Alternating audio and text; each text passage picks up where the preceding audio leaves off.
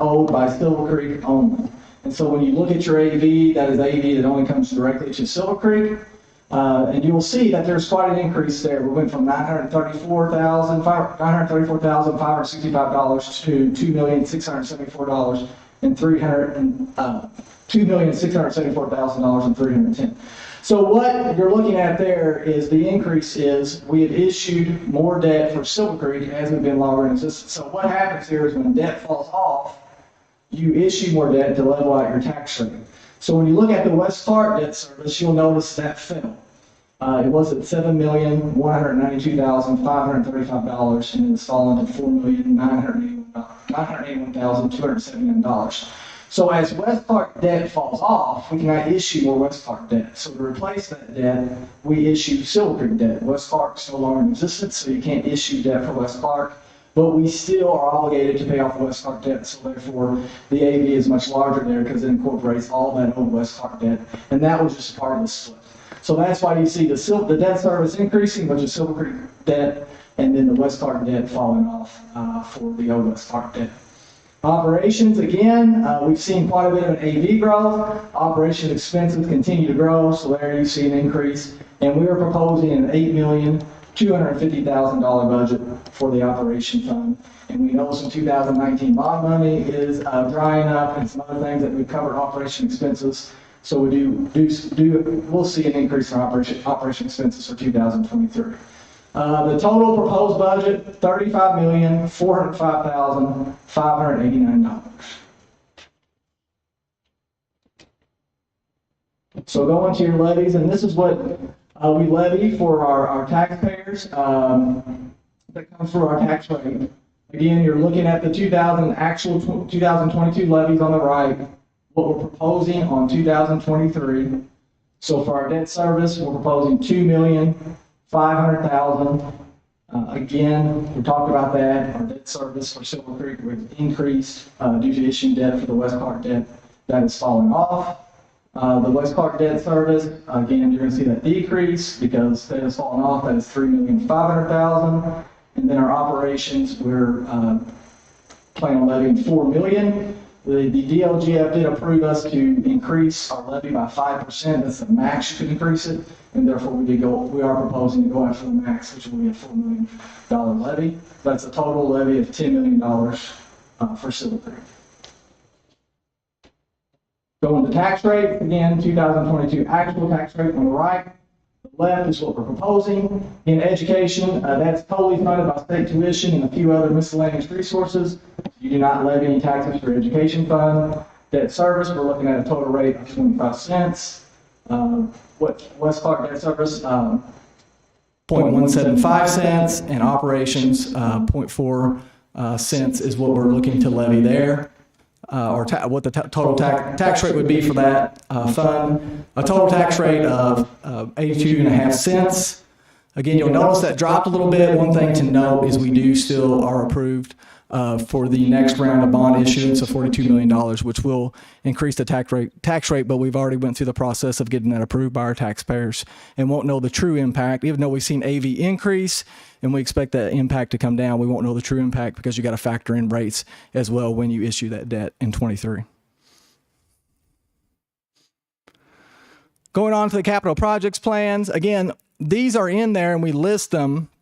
These items allow us to move forward with these. We don't necessarily have to move forward with any of these items or move forward with a full amount, but they're in here in case we do need to, because we anticipate carpet replacement in each of our buildings.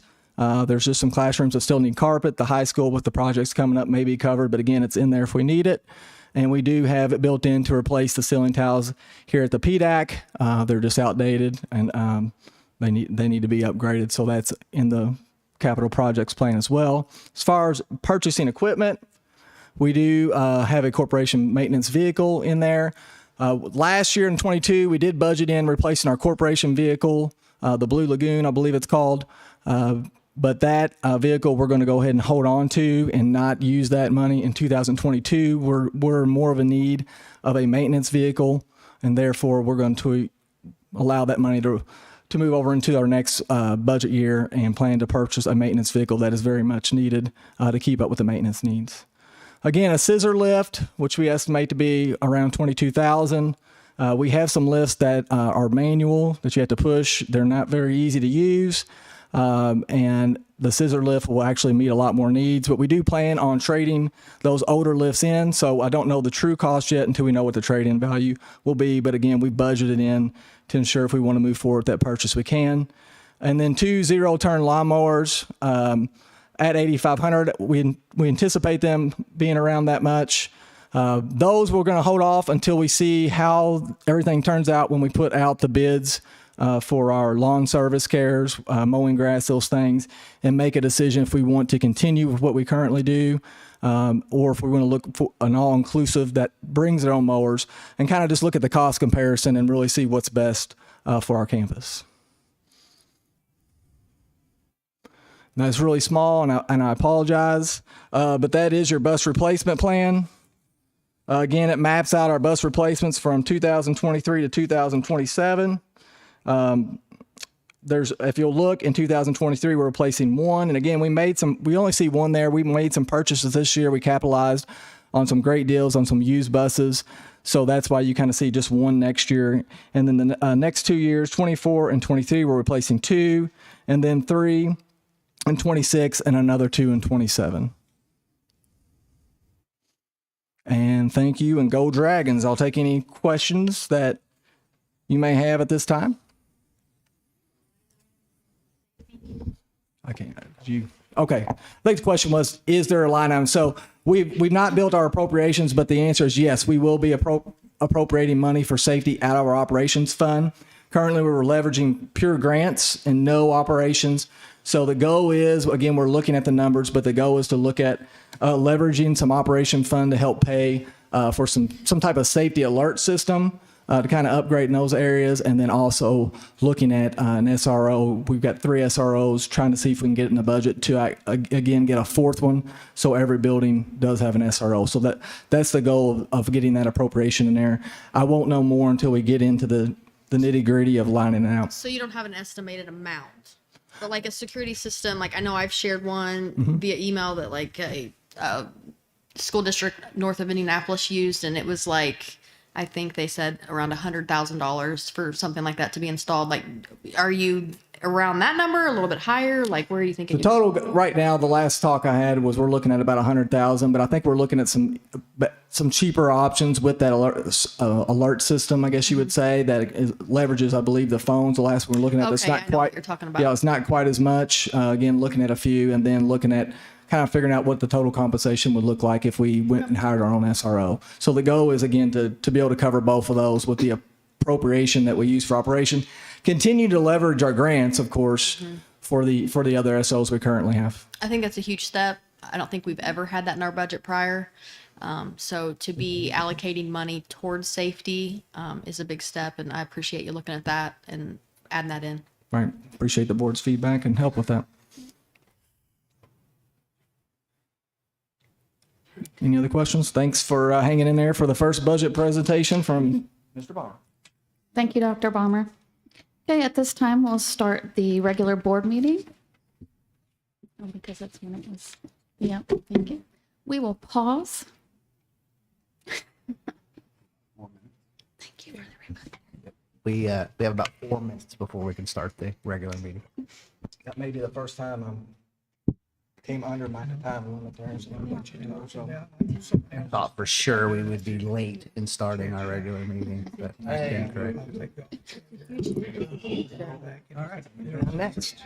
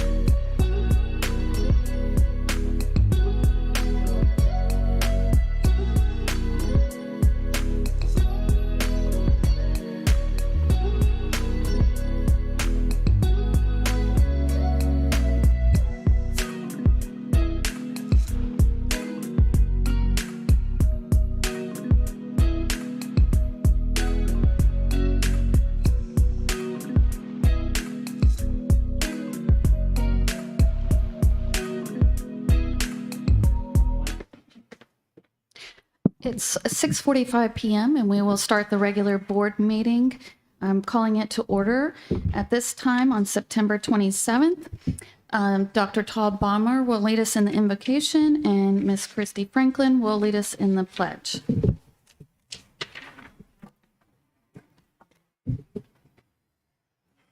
I pledge allegiance to to the flag of the United States of America and to the republic for which stands one nation, under God, indivisible, with liberty and justice for all. Dear Heavenly Father, we come tonight. We want to just first and foremost thank you for blessing our district, for blessing us with the wonderful kids that we get the honor to serve each and every day, for staff that goes above and beyond every day to meet their needs. We're so thankful for them and their dedication to us. Tonight, we just ask that you'll guide us to make the best decisions possible for our school district. As we approach fall break, we know many of our families travel. We ask that you'll just be with them and keep them safe as they travel and be with all our families during this time. Thank you for blessing our district, and we ask that you will continue to pour your blessings out on our district. In Jesus' name, amen. Amen.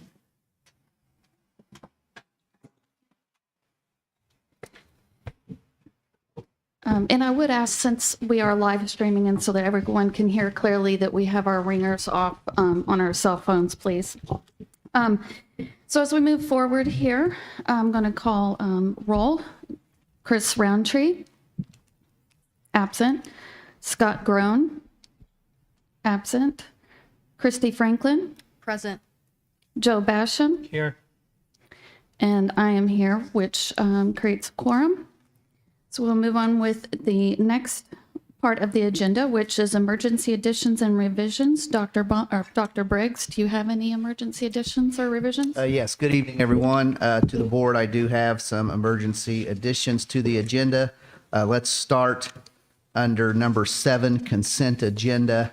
Under letter A, finances. Under number 2, approval of payments over $10,000. I request to add number 3, security cameras for Silver Creek Elementary School at $12,028.61. Moving on down, number 7, consent agenda. Under letter C, personnel. Under number 1, certified. Under letter B, I would like to add letter B, resignations. Tracy Collins, Silver Creek High School special education teacher, position control number 50061, effective September 30th, 2022. And then moving on down, number 7, consent agenda. Under number 2, classified. I would like to add letter C, appointments. Number 1, Marion Losi, district treasurer part-time position, district treasurer part-time. Position control number 11017, effective September 28th, 2022. And then I would request to add under consent agenda letter D, other, and under that one, number 1, request to declare bleachers surplus. And that is it for emergency additions. Thank you. Do I have a motion to bring the emergency items to the floor? I so move. Do I have a second? A second. Do we have any questions, statements, or discussions about bringing them to the agenda? On the declared bleachers, it is, I guess we're talking about the ones out here by the soccer field. Yes, these are the current bleachers that are piled up near the soccer field at the primary school. Was it the point that we decided it was going to cost too much to reinstall them there? Well, at not so much cost, although that could factor into it, but the immediate concern is we really don't have a place around that. So the original intent was to place them around that practice soccer field, but with the future construction around the primary school, with the geothermal lines running through there, there really is not an ideal place to put them. The 1 or 2 places that might be best for them, the cost to level out that ground would be significant. So at this point, we think it's best just to declare them surplus and see if we can't donate them to maybe a community partner who can put them to good use.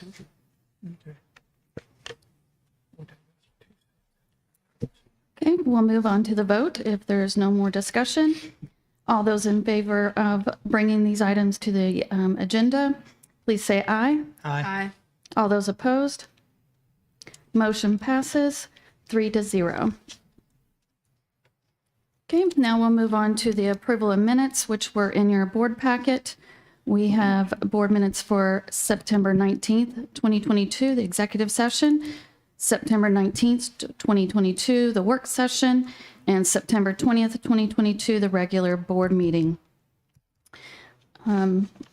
Any questions or comments or statements on regards to the minutes? Okay, all those in favor of approving the minutes, please say aye. Aye. All those opposed, say nay. Okay, motion passes 3-0. Dr. Briggs, do we have any recognitions or presentations? Nope, there are no recognitions or presentations this evening. Okay, at this time, I'll turn it over to Dr. Balmer to discuss the finances and operations. All right. Good evening. What everybody's excited about, hearing more numbers from me. So here we go. So we'll start with our two main funds that we work out of, which is education and operations. So we'll do our monthly update on that. So our beginning balance for 2022 was $6,466,939.02. Our revenue through August, $14,121,369.11. Our expenditures through August, $15,387,840.14, with an ending balance of $5,032,583.96. And one thing I look forward to in 23 is not having to say this anymore, and that is the main difference between your revenue and expenditures is paying off, settling that 1,300 fund, which was a result of splitting from West Clark. And so that's where you see the discrepancy in your revenue and expenditures. Percent spent, we're at 68.4, expected to be right around 65.4. So we're trending a little above. We did have a 3 payroll in July, which tends to uptick that, and we'll continue to monitor that. But we knew we may be a little off in our appropriations again due to the lack of history, and we will deal with that later when we file for an additional appropriation with the DLGF. Moving on to the operation fund, the beginning balance in 2022, $4,530,176.97. Our revenue into the operation fund through August, $4,732,998.48. Our expenditures, $6,312,981.31, with an ending balance of $2,950,194.14. And again, your main two revenues come in June and in December when we collect taxes. So that's the difference in discrepancy there between revenue and expenditures, that we'll see another large revenue coming in December when we collect our property taxes. Percent spent, we're 53% spent at this point, expected to be around 65.4% spent, our operation. Thank you. All right, thanks, Dr. Balmer. Moving on to operations. I'm sorry, I was just making sure there's no questions there. okay. Sorry. A few more things. Just kind of remind everybody as far as our budget process, we have done our hearing tonight. The next step will be for the board to adopt the budget on October 18th. 22, we will then submit it to the DLGF in November and wait back to get our 1782 report, which outlines your exact budget that they approved, and then we have a few days to respond. Moving on to our requisition process, we've been working hard to implement. There's been a ton of hard work. I just want to recognize a few people. We're not there, but we're sure closer when we have all our building treasurers have been trained on our new requisition process.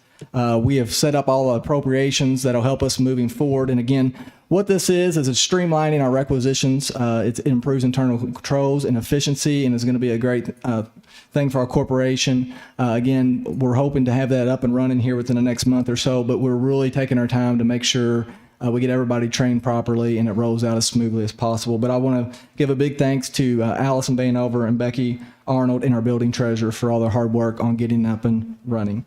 Our ECA committee, I just want to recognize them. We did meet 4 times, and they were charged with looking at our current ECA schedule, looking at what positions are no longer needed, looking at positions we should add, and looking at some other important information that will help us with bargaining as we move into bargaining season, because ECAs will be on the list for that. But I want to recognize Erica Swartz, Dana Landers, Jenny Jockum, Matt Horton, Connie Holstein, Joe Campbell, John Dablow, John Bile, Christy Nunn, and Dr. Briggs for all their hard work. Again, it was 4 very long meetings. It was scrutinized, and there was a great input, and we appreciate everyone's help. On the operations side, technology, We are moving forward with purchasing some Chromebooks. I want to recognize Jerry Smith for his hard work on getting the quotes and getting the best price for our district. As you know, our ADM has increased, and so we're leveraging some more ESSER funds to be able to purchase some more Chromebooks, as those are dwindling down quickly with all our new students, which we're very happy to have. On food service, we just recently got a new purchase of an oven at SCS, which was greatly needed. That is going to speed up production and improve in quality. And again, the cafeteria fund and Mr. Sinclair's efforts to really turn that around despite some difficult circumstances with the cafeteria, and getting that fund healthy allows us to continue to get the things we need for our food service. So great job, Mr. Sinclair. Human resources. Background check renewals are rolling out beginning, will begin September 1st is when they began. Basically, our staff are receiving an email that prompted them to click a link and provide information for an updated background check. And background rechecks are done every 5 years, and that's something that the corporation is covering for all our employees as we make sure we're in compliance with our background checks. Final Forms is up and going as well, and that's something we're leveraging for our training and required videos, and that is up in our hands of our staff, and that will help us to track to ensure everybody's meeting the requirements of required videos, and we hope it's a smoother process as well for our staff. So great job to Ms. Miller for all her hard work on that. Transportation, working to modify some allowances as we move into looking at custodial parents for a week-to-week agreement. So we're in the process of working that out. And a big shout out to Case Colley, our Silver Creek School Corporation mechanic, for working hard at maintaining the bus fleet, along with company cars, mowers, tractors, and equipment, and etc. We appreciate all that Mr. Colley does for our corporation in keeping the buses in good working order to allow the drivers to operate safe equipment. So we want to recognize Mr. Colley for all his hard work on keeping our fleet up. We do have an older fleet, and he works very diligent. He's also willing to step in when we need some extra help in other places. So Mr. Colley, perfect timing. Thank you for all your hard work. All right. I could not have timed that better. I appreciate one thing going right tonight. All right. Last one, facilities. Just to let you know, our facilities team, Mr. Farley and Kyle as well, they're working very hard to continue to communicate with Skillman daily to facilitate all the requests to ensure timely progress on the current athletics package that's being put into place. The storage containers were moved to the new property with the help of Kyle Poole, John Dabo, and Dane Christiani's team and Skillman. So we appreciate all the help of getting those moved. And believe it or not, winter will be here before you know it. So we're currently planning for winter, developing snow removal strategy and organizing equipment and manpower so that we're prepared for snow and hopefully no ice, as we move into the winter months. But if it comes, we'll be ready as we can be. Construction, a couple things. The bus parking lot, temporary lot, the anticipated completion date is October 14th, 22. So we anticipate the buses being the buses that will be shifted over there being moved kind of towards the end of fall break there. And the new parent line that's going to staging area, which we call Mike's Car Wash, over by the elementary. We anticipate that being completed on November 1st. 22, we're working with both Context and Skillman on communication for staff and parents to prepare them for that traffic pattern change, because once that does go into place shortly after, we'll be closing that loop that loops back behind the high school. And that is all for finance and operations. Any questions? You have one. All right. Last year, we spoke about possibly contracting out our winter preparation.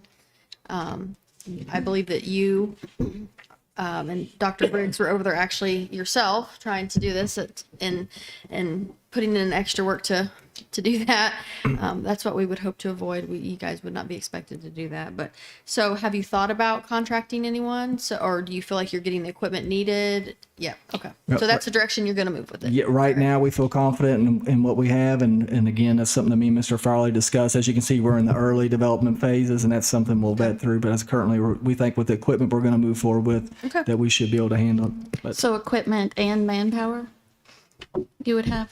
yeah, we're talking about adding another plow so that, and we'll have the person, of course, Kyle's new to us. So that's one more person manning a plow that we'll have. And then also, we were currently partnering with Office Pride. We'll have some more people there if we possibly need to call them in. So we've got some options, but again, it is early. That's what we're currently working on. What's this going to look like if we hit a snowstorm, and logistically mapping out each building, time frames, and those types of things. Yeah.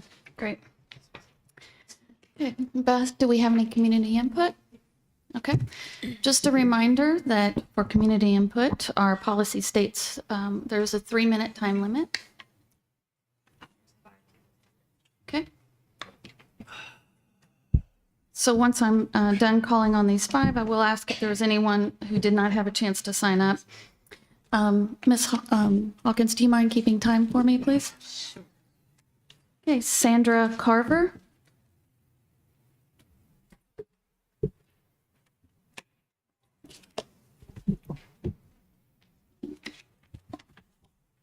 Hi, Ron Carver is a bus driver in the transportation team, and he's off on medical leave at this time.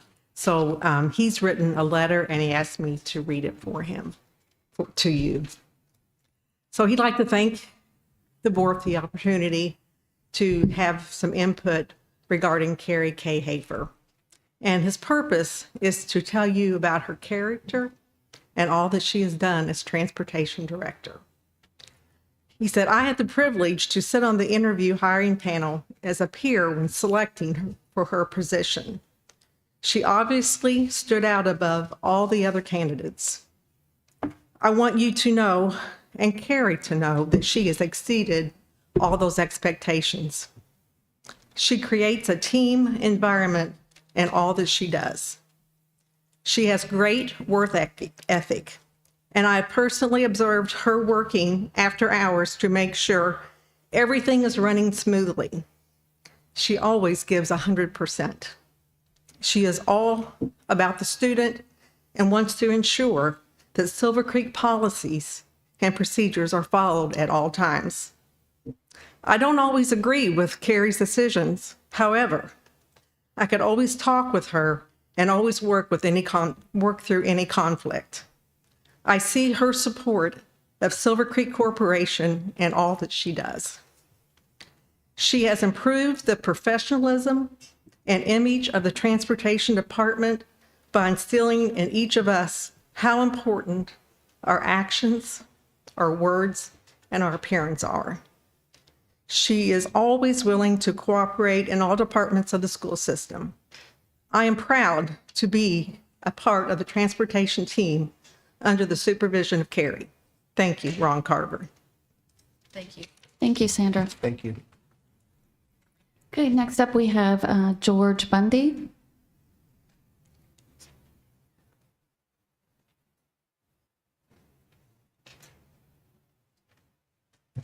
Good evening. You're going to hear the same thing from every one of us, maybe in a little different way. Honesty, integrity, this sheer caring for her fellow human being, how she couples that with taking care of the school's mission, I do not understand, because at times there's always going to be the conflict between what do I do about my employee who needs something, but the school has a mission that have to. She marries those two and she takes care of it. And I would say this, I have never, 31 years, 4 months, 7 days in the military, I have never seen anyone who could bring unit cohesion together, all the way down from a 12-man squad to a 250-man battalion. I have never seen anyone like Carrie Cahifer who could bring unit cohesion and make everything work together. I would ask the board, the best thing you can do for the Silver Creek Corporation is put this wonderful person back to work so she can assist you in your job and assist us in ours. Thank you. Thank you, Mr. Bundy. Next up, we have Scott Whitlock. Okay. The next would be Jane Sirota.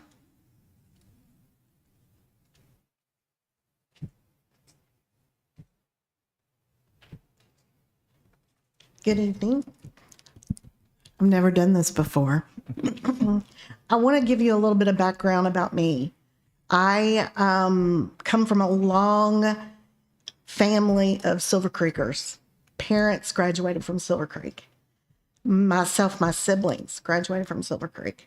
My husband, my children graduated from Silver Creek. So to say I'm loyal to Silver Creek is probably an understatement. I've worked for 7 different transportation directors. I started working for Silver Creek 28 years ago. I can honestly say that Carrie K. Hafer surpasses all of them. I think a lot of it is she was a driver before she was an administrator. So she sees both ends of it, not just the administration end, but how it affects us. It's more, there's more to it than just sitting in a seat, taking kids home. She cares immensely for her staff, those children, the teachers, the principals.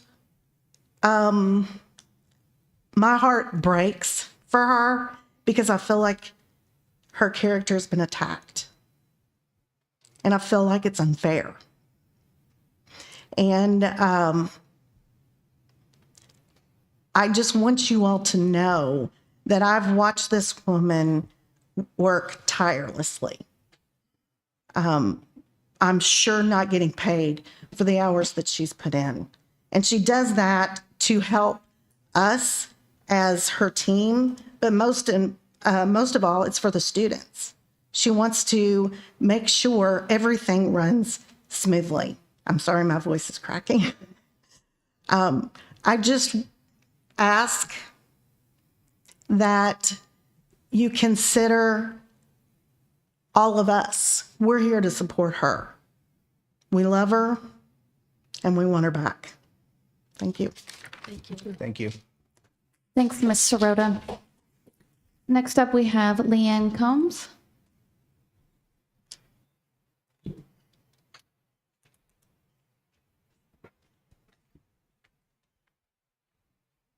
I could just use my bus driver voice. Thank you. Hi, and thank you for giving me this opportunity to speak. I've been a bus driver for 35 years. The last 4 have been with Silver Creek, West Clark. And I just want to say that Ms. Hafer is by far the best transportation director I've worked under. And I've probably worked under 8 to 10 different ones in 3 or 4 different corporations over the years. What's really special about her is she puts the kids first. She puts kids first, and you don't see that in a lot of other, pardon me. You don't see that in a lot of other corporations.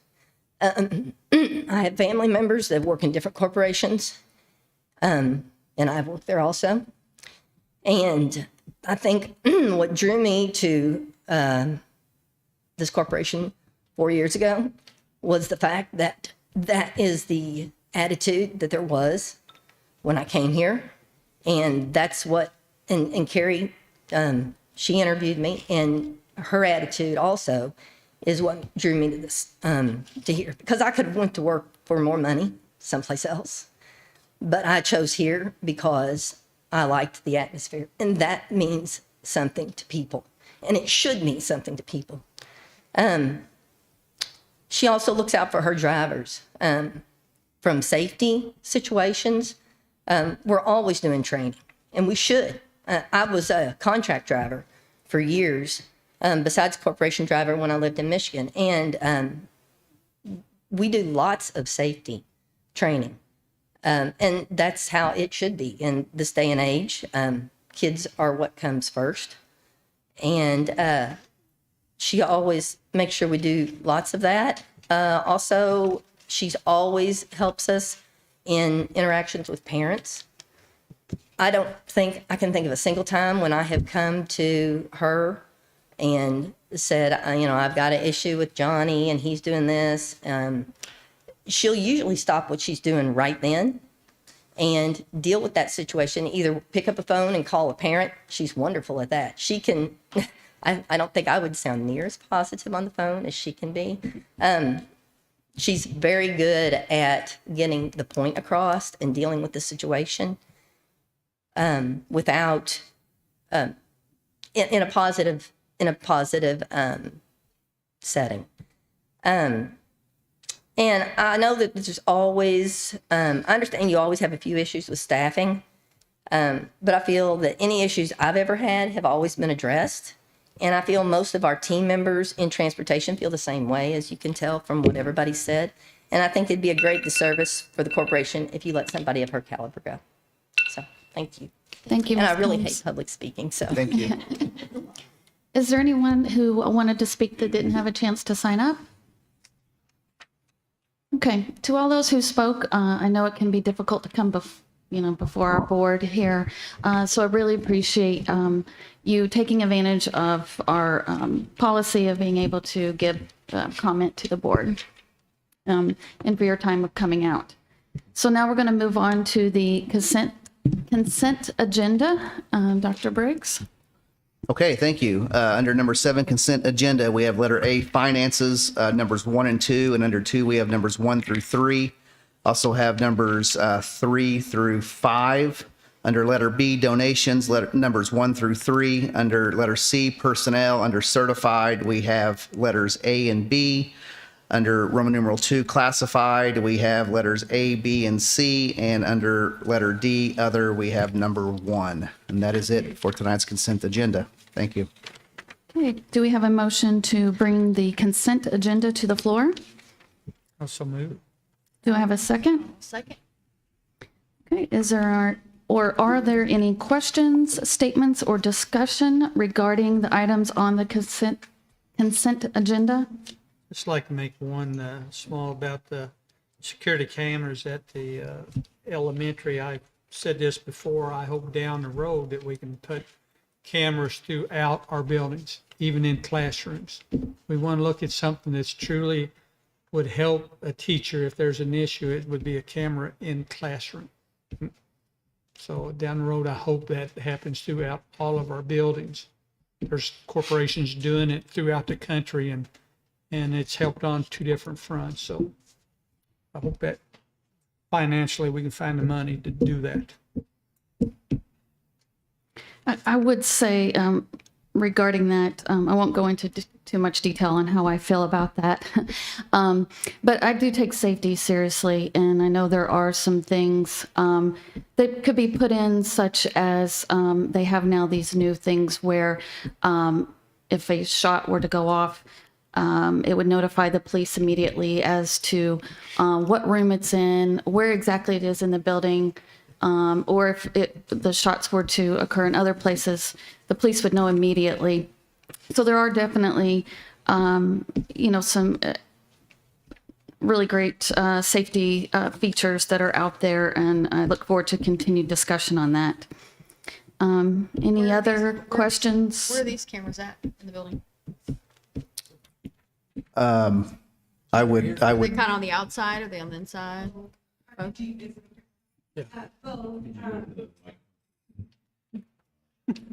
Yeah, and just as a disclaimer, we want to not give exact locations entirely, so just for in general. everything. But yeah, in general.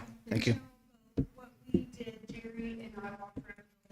We identified any areas that we felt had a blind spot, just, that we needed to target because of, an incident or something might go on there. Like a person coming in the wrong door? Yeah, so we targeted those areas. There's a reason for not it. Came in the wrong door one time. Not and sure who she's talking about. So- But yes, and so they're both inside and outside. And so this first round is a prioritized list because there's more, but obviously it's an expense that we need to budget. So this is the first priority list of the cameras that we felt were the most highest need. Awesome. Thank you. Okay. Thank you. You've got your motions. We just need to vote. Well, is there any other questions, statements, or discussion on any other items that are on the consent agenda? Okay, so I'll bring this to a vote. All those in favor say aye. Aye. All those opposed? Okay, we'll move on now to the discussion action items. Our first discussion action item is the first reading of policy 5330, use of medication. And then we also have 5330.01, self-administered medication. Do I have a motion to bring this to the floor for discussion? I'll make that motion. Do I have a second? I'll second. Okay, Dr. Briggs, did you want to give a summary of these policies? Yes, I would. Thank you. So on 5330, use of medication, you'll recall we brought this to the board in June of this year. We're now bringing it back because we have added on page 2, we want to be able to stock and administer albuterol, and that is the only change to that policy. We currently stock and administer epinephrine and naloxone. And now we have a need for the albuterol, so that is the need to bring this back. And as you review this proposed policy, there are items that have been struck through. I will remind the board those are not new deletions. Those were approved for deletion back in June, but we're still using the current template for that. Also on that policy, and I'm going to talk about the next policy simultaneously because it's the same thing. We've added in both policies overnight trips pertaining to students in grades 9 through 12. We asked the board for permission to allow students with the appropriate approval from parent and a physician to be able to keep their medication for a chronic disease or medical condition on their person and to be able to administer that. Students, when they're not at school, they're doing this anyway at that age. And we find that at high school, when we do take overnight trips, especially for long durations, the student is just better off having it, and it removes a lot of variables that are not needed. So big shout out to Miss Casey Drain for helping draft this. Also, the board should be aware that if approved, in order to administer these policies, we will use our administrative guidelines, which are the appropriate forms that parents and physicians would have to fill out and turn in for permission. Okay. That is it on the updates. And for tonight, these are just discussion items. We bring all of our policies to the board for 2 consecutive readings. I will bring both of these policies back at the next meeting and ask for your approval, and also bring up any changes that have changed based on tonight and between now and then. Thank you. All right, are there any questions or discussion on the first reading of these policies? No questions for me. Okay, we'll move on to the next discussion item, which is request to approve interest in purchasing property resolution. Do I have a motion to bring this to the floor? I'll so move. Do I have a second? I'll second. Okay, are there any questions, statements, or discussion on this action item? I'll just make a statement that, obviously we are always planning for 1, 3, 5, 10 years down the road. Excuse me. And so, we are diligently working. Mr. Groen is not here tonight, but he has really worked really hard on just identifying some potential land acquisitions in our district for future growth.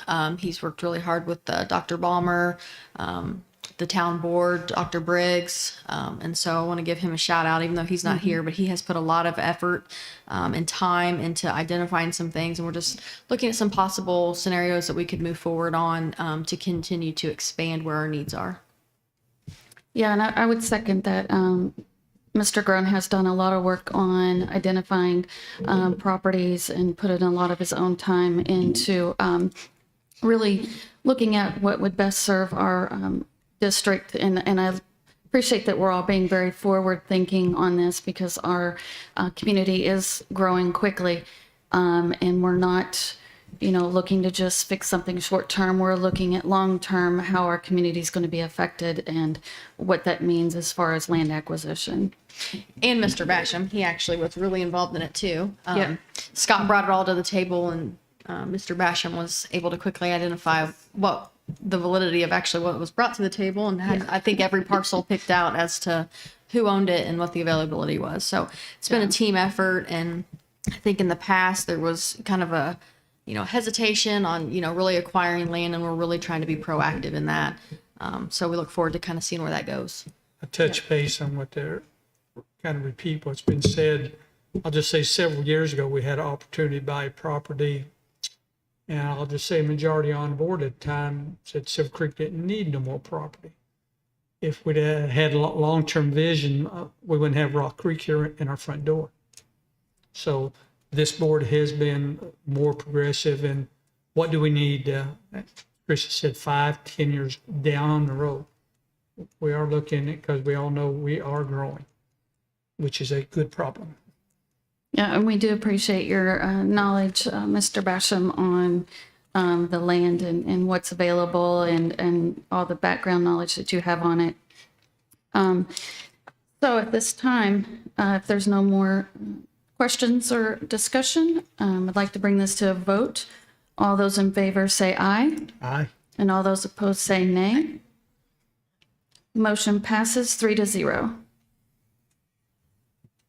Okay, now as we move along, the next part is if there are any building administrators or directors that would like to speak. First, Dr. Briggs, I'll ask you. Yes, thank you. Looking forward to fall break for everyone. Everyone be safe. Transportation staff, thank you guys for coming out this evening. We appreciate your input and your insight, and got to catch the play of Annie this past weekend. If you didn't have a chance to see it, I believe it goes on again this weekend. So big thank you to all the kids and the staff involved in that. And then yes, just to echo what the board has already mentioned, thanks to the board and all the staff involved in helping us craft a vision and plan ahead for the future. That's it. Thank you. Okay, thank you. All right. Mr. Basham, is there anything you would like to say? I just will repeat what others has for fall break. Everyone stay safe. Okay, Ms. Franklin? Yeah, just a couple things I want to talk about. First and foremost, I appreciate community input coming out tonight. I always say, and I tell everybody this, if you want to really hear and kind of see what's going on, I know we do live streaming, but you can come to the meetings as well. So this past week, after our last meeting, there was a lot of, I think, rumors or, what happened at the board meeting and what's going on with our construction projects. And so I just want to clear the air a little bit. One of the things that was brought up to me was we heard that the construction project significantly delayed, the auditorium has been scrapped, and all these various things. And that's absolutely not true. There will be a slight delay, obviously, with us switching contractors. However, we are still working with our same architect. All design plans are still the same.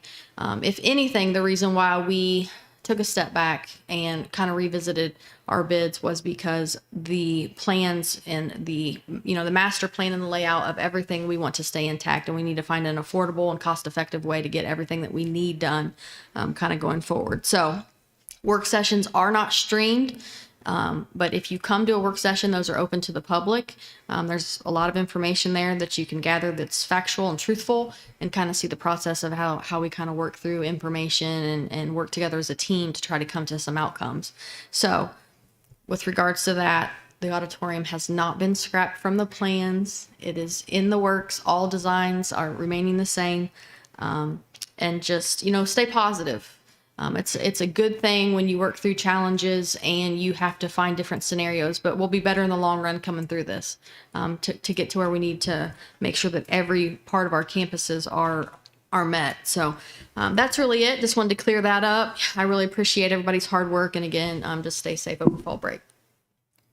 Yeah, and just to add on to what Ms. Franklin said, another option too is going on and reading the minutes. Minutes are always taken on the work sessions, and we do put a lot of thought and discussion into those meetings. It's not uncommon for them to last 4 and 5 hours, so just keep that in mind.